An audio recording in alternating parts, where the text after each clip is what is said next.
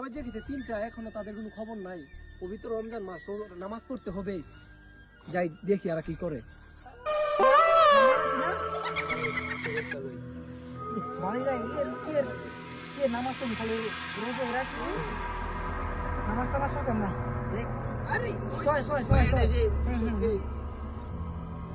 কিরে তোদেরকে খুঁজতে খুঁজতে আমি মরিয়া উঠেছি, ওরা কি নামাজে যাবি না?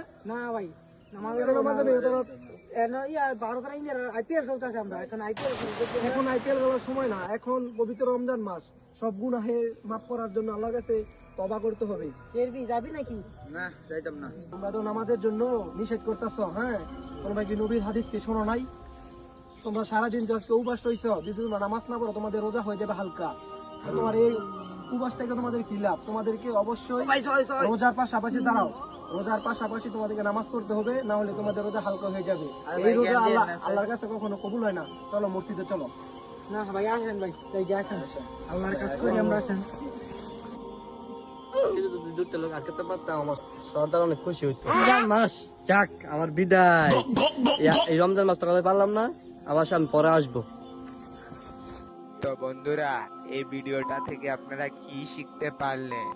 রমজান মাসে শয়তান আপনাকে যতই কিছু করার চেষ্টা করুক, কিছুই করতে পারবে না।